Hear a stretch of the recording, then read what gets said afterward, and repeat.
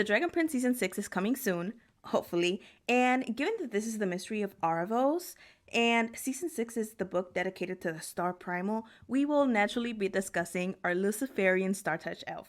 If you're unaware of the Dragon Prince Reflections, they are short stories to accompany and complement the show. Both Volume 1 and Volume 2 begin with a short story narrated by Arvos. So basically, the plan for today will be to read through both short stories and then discuss what they're implying and speculate about what could be unveiled or clarified in the upcoming seasons. Definitely feel free to use the timestamps to skip around to, wherever the moon is calling you, but without any further ado, let's get started with reading Patience, immediately followed by Ripples.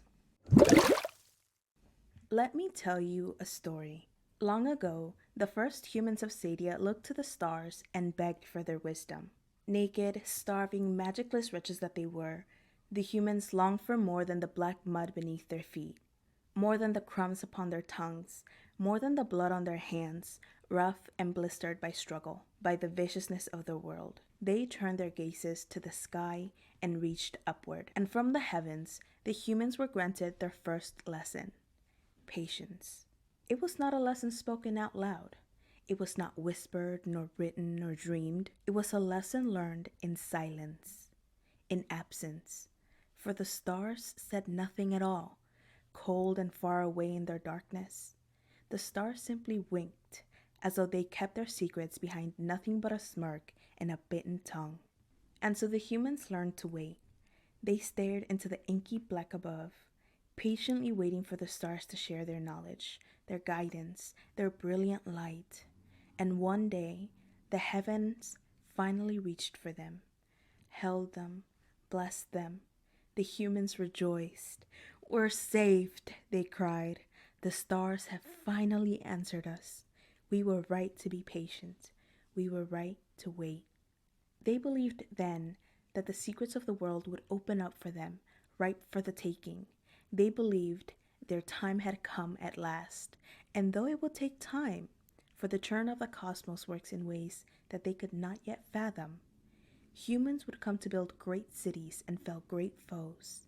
They would thrive. But the stars kept from them one secret still, that their first lesson, patience, was not a gift of the stars at all. You see, patience is a lesson the humans taught themselves.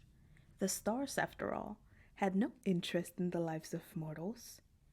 The stars are arrogant, blinded by their own incandescent light, as though nothing else in the universe could burn so brightly, so beautifully, as though nothing else could be so cruel.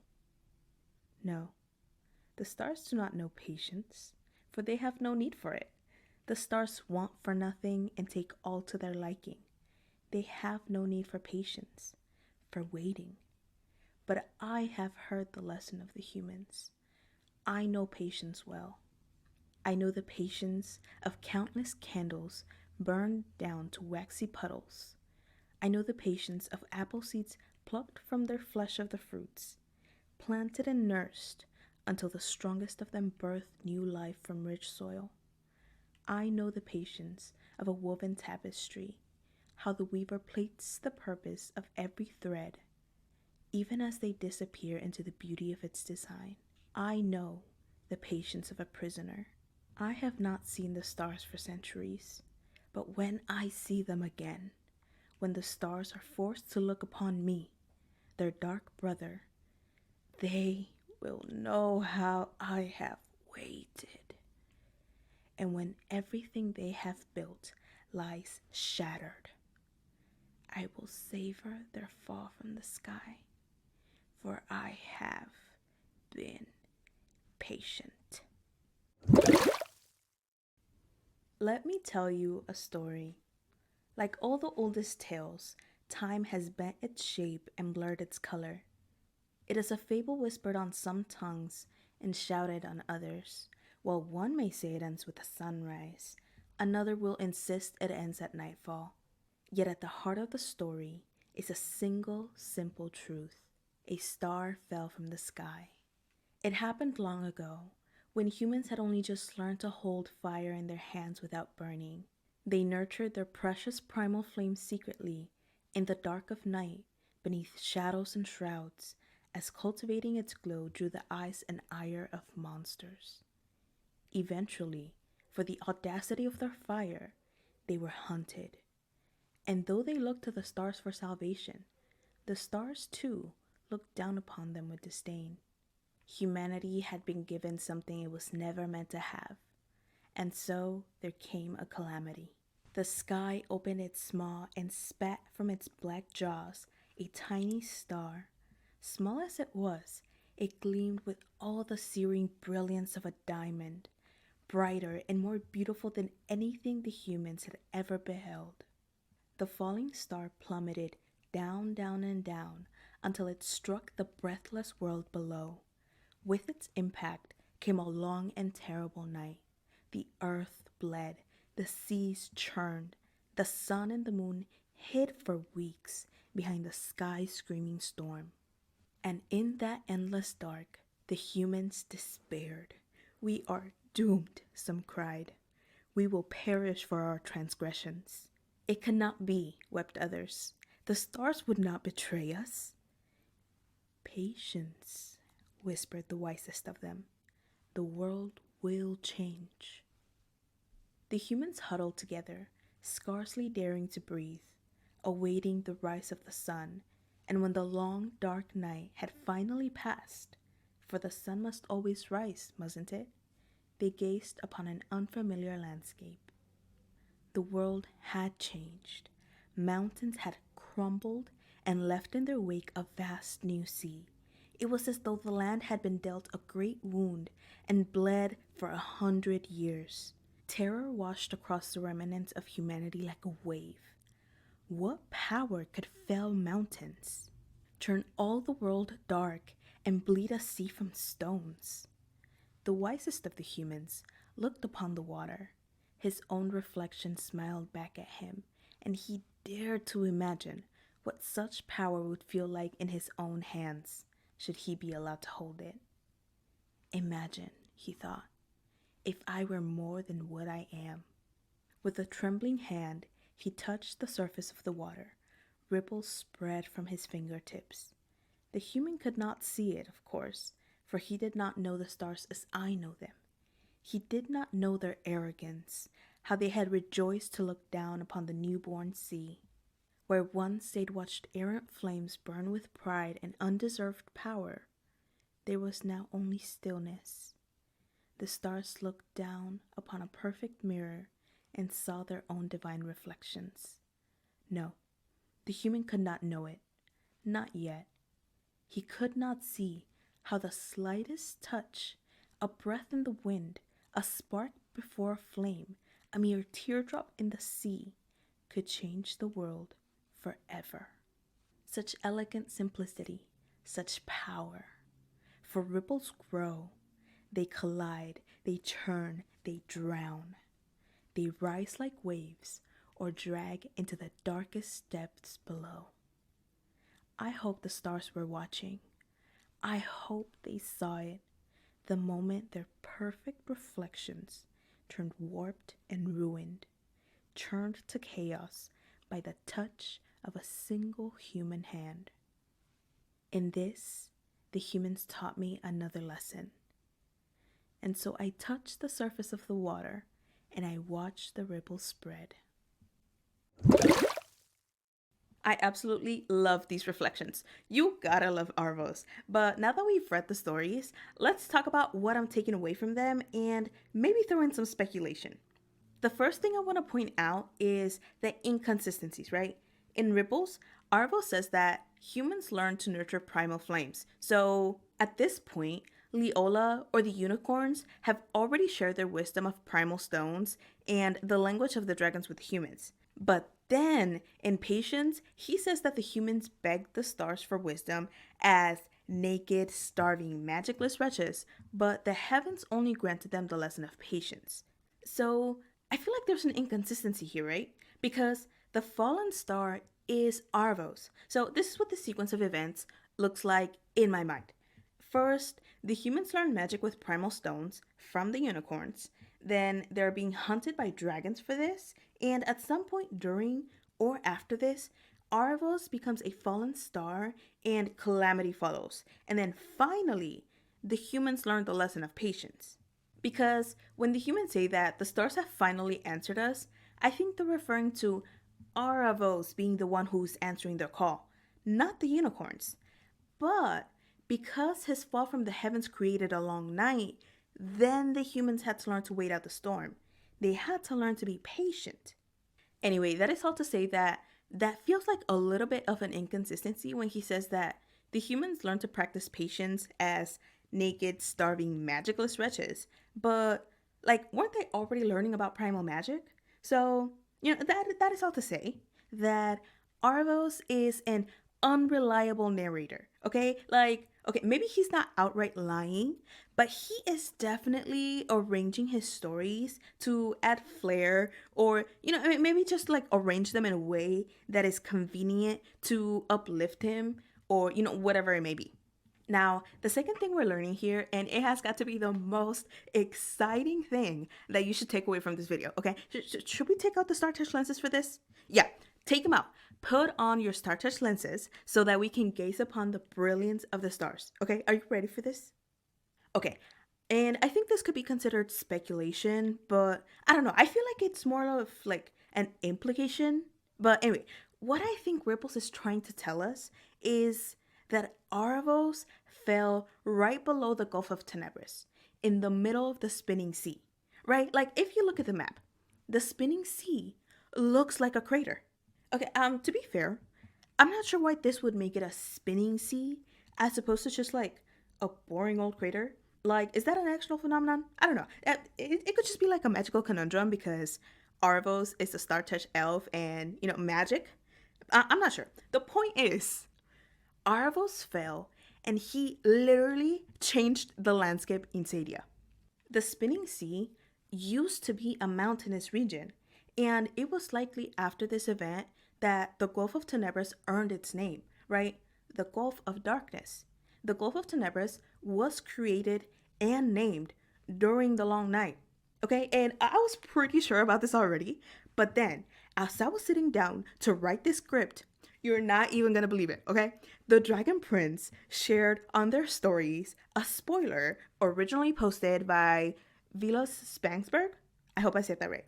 In that video, it is written, spoiler, new season 6 location, and he's opening an expandable steamer basket.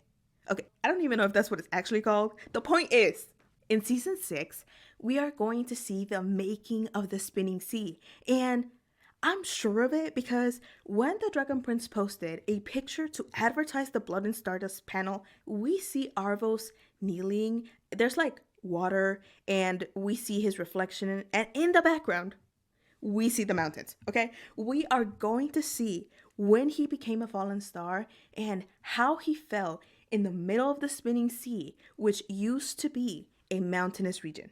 So, yeah, that honestly feels like more of an implication from the short story, but I guess that's a theory.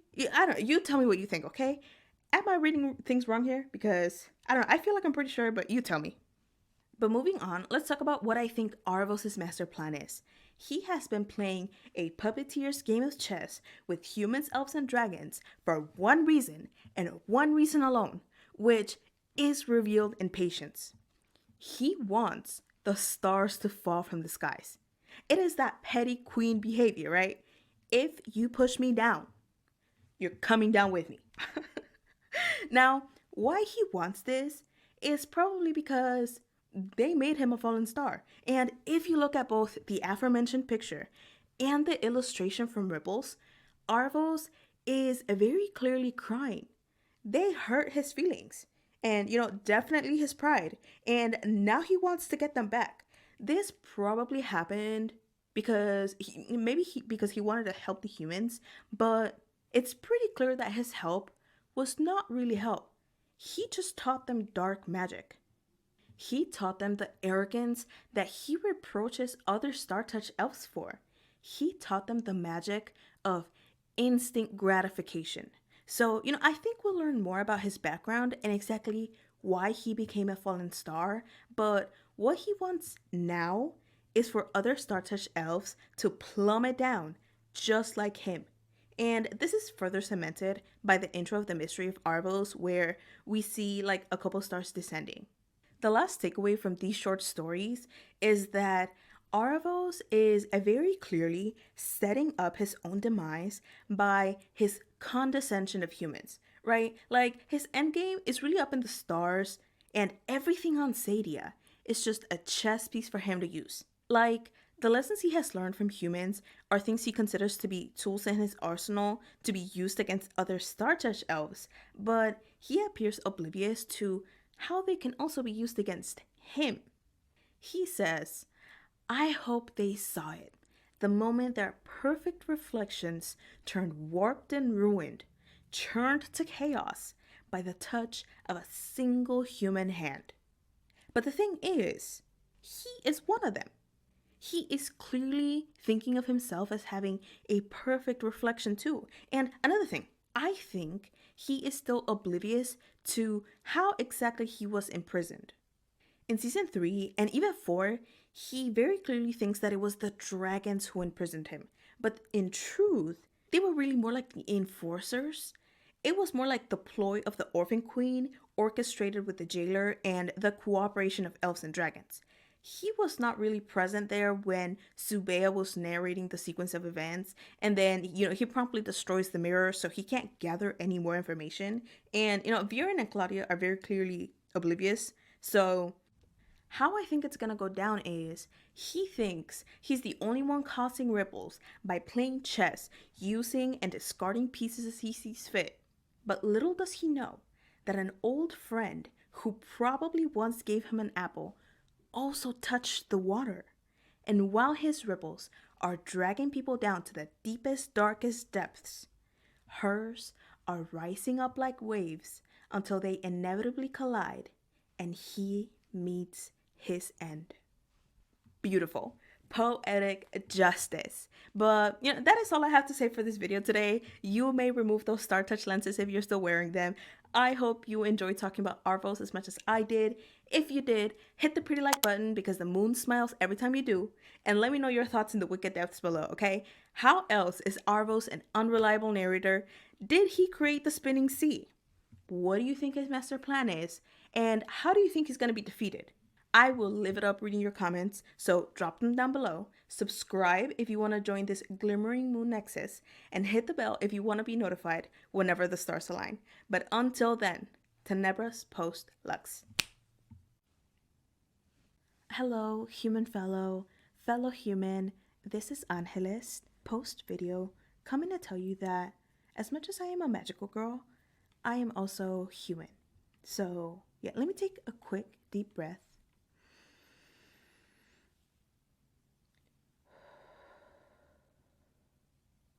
And now that I have connected to the sky primal, I can trust that my words will be carried by the wind to those who are receptive to hearing them. And, I just wanted to say that while I am eternally grateful that I get to come on here and, talk about the things that I love, my special interests, from the bottom of my heart and beyond the moon, I want others to be able to do the same.